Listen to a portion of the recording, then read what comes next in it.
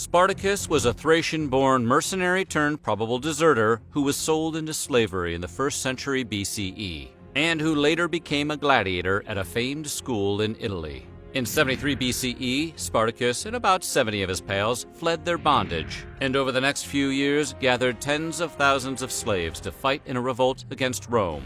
But who was Spartacus? Well, we're going to tell you.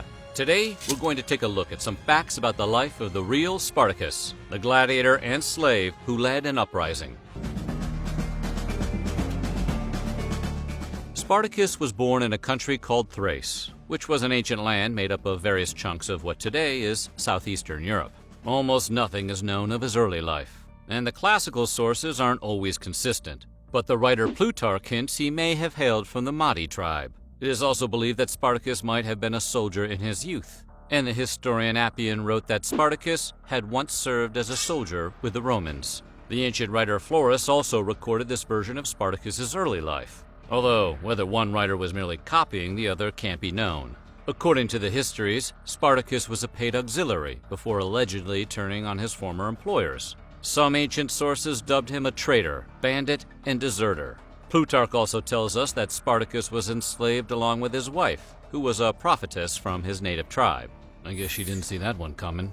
After turning against his purported former employers in the Roman army, Spartacus was captured and sold as a slave. The Thracian became the property of a school that trained gladiators for combat in the arena, which was located in Capua, near modern Naples. At the school, which was owned by one Gnaeus Lentulus Batiatus, Spartacus was trained until he presumably got super buff. He also befriended a couple of fellow gladiators named Crixus and Oenomaus, relationships that would serve him well in the future. The friendships he cultivated weren't the only things that boded well for his future feats. According to Plutarch, Spartacus's wife saw him sleeping with a snake coiled up on his face shortly after his capture in Rome. His wife, a prophetess, declared this unlikely scenario the sign of a great and terrifying force which would attend him to an issue. Whether the story was true or not, a great and terrifying force aptly describes the revolt that Spartacus would eventually incite against Rome. In 73 BCE, understandably fed up with being a slave, Spartacus and 78 of his peers fled the gladiator school. According to ancient accounts, they were, at first, armed with only kitchen knives and spits. However, it wasn't too long until they acquired a cache of gladiators' weapons, including swords and tridents. The small band fled Capua to the slopes of Mount Vesuvius, which would explode and coat Pompeii in molten lava about 150 years later. Over time, Spartacus and his initial group of rebels would rally more slaves to their cause. He became not only a symbol of freedom, but also of Rome's corrupt political system. In the 2 years after his initial escape and flight to Vesuvius, Spartacus's army swelled to include almost 90,000 disaffected slaves from all over Italy. During this time, Rome sent several military forces to defeat Spartacus. But against all odds and predictions, the wily Thracian was able to beat them all. The first Roman leader to fall to the slaves was Praetus Clodius Glaber, who probably didn't think much of the rebel forces, regarding them more as disorganized no-accounts than an army. Spartacus and his forces were besieged on a vine-covered hill, but they escaped by climbing down the vines. Then they attacked the rear of the Roman camp, and in doing so, they were able to defeat Glaber. Next up against Spartacus was Praetor Publius Varinius. By the time he arrived on the scene, Spartacus and his rebels had already defeated 2,000 men, led by Varinius' legate, Lucius Furius. This fast and furious defeat made Varinius split his forces and lose the battle. Spartacus captured him, and then had a little fun by parading Varinius naked through camp. The final campaign before the end was a giant consular force. Spartacus had become quite formidable by this point, and his army had learned to make its own weapons. 2 consuls went up against Spartacus, who squashed both of their armies. After defeating the Roman consular armies, Spartacus aimed to get his soldiers back to their homes, so he headed north. He chose north because the south was controlled by the Roman military, so he couldn't sail from there. Why Spartacus and his troops didn't try to pull a Hannibal and escape Rome by crossing the Alps is one of the great mysteries of history. Had they headed over the mountain, they might have been home free. Once they were clear of the Italian peninsula, it is believed that Spartacus planned to disperse his army, and all slaves would be on their own to get home as best they could. But Spartacus's soldiers, possibly experiencing a surge of confidence because of their many victories, seemed to be less interested in going home than they were in getting rich, pillaging the land around them, and wasting time wreaking havoc throughout Italy. Since his Alps plan didn't work, Spartacus changed tactics, and instead tried to get to the Italian coast so he and his men could sail away. He even seized an entire southern town in the hopes of providing a safe haven to sail to Sicily, an island full of disaffected slaves who possibly could be persuaded to join the rebels. It was at this point that, in pursuit of his Sicilian goals, Spartacus made a deal with the devil, or devils. He forged an alliance with Cilician pirates, groups of sea bandits from Asia Minor who had ravaged the Mediterranean coastline for decades, and who wanted to establish a base on Sicily so they could plunder Italy itself. The pirates could, in turn, help Spartacus sail into the sunset. Spartacus got to the Strait of Messina around 71 BCE, but all wasn't as it seemed. In fact, the Cilician sailors didn't show up to ferry the army across to Sicily, as they had promised. Something had gone horribly, horribly wrong. The pirates may have been bought off by the Romans or just given up. No one knows why the deal fell through, but it did, and it was very, very bad news for Spartacus and his army.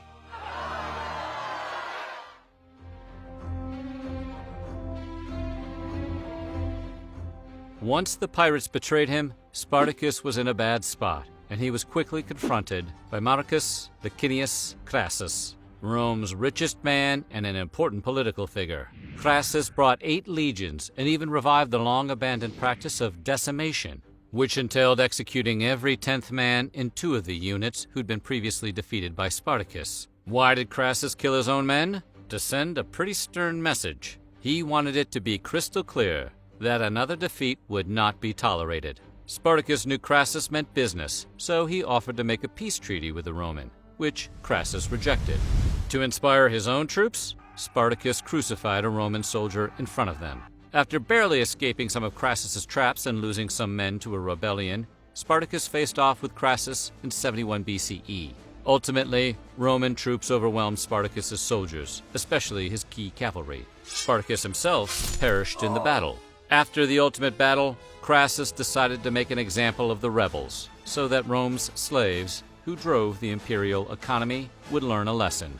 To accomplish this, he crucified 6,000 of Spartacus's soldiers along the Appian Way between Capua and Rome. While Stanley Kubrick's 1960 film Spartacus, which starred Kirk Douglas as the titular rebel, depicted Spartacus among those crucified, he was not, in fact, among them.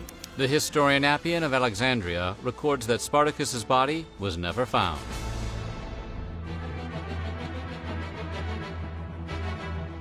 We don't know a great deal about Spartacus's real-life wife, but the facts we do have indicate she was a formidable lady. Although later fictional versions have dubbed her Varinia, we don't actually know her real name since the ancients left that part out of their histories. Our one big source for her is Plutarch. What is known is that his wife was from the same Thracian tribe as her husband, and was also a priestess of Dionysus, and a prophetess. According to Plutarch, she became possessed by the god Dionysus and foretold that Spartacus would have a great and terrible power which would end in misfortune. Spartacus's fight against the Romans may not have liberated his army or ended the institution of slavery in Rome, but it did inspire later heroes. For example, in the 18th century, Toussaint Louverture fought the French to free what would later become Haiti from its imperial overlords, as well as to abolish slavery. A truly inspirational figure then and now who defeated his French enemies to declare freedom, Louverture sadly died in French captivity, but his legacy lives on. His impressive life even earned him the nickname the Black Spartacus. According to historian and author Barry Strauss, the story of Spartacus and his army is quite a bit more complex than often comes through in Hollywood retellings of the tale. For one thing, Spartacus and his men were both good and bad. On the one hand, the slave army was fighting for their own freedom, which we can all probably agree was a noble cause. But they were also pillaging and destroying innocent people's homes and lives as they rampaged up and down Italy, even after they had the chance to escape, which most of us would consider slightly less noble. In addition, it's difficult to make the claim that Spartacus was motivated to lead the revolt because he had the intention of ending slavery in Italy. In fact, not a single ancient writer even suggests that Spartacus cared about ending the practice of slavery. And while most modern historians haven't spent time specifically trying to contradict this idea, few have put forth any evidence that suggests this was his purpose.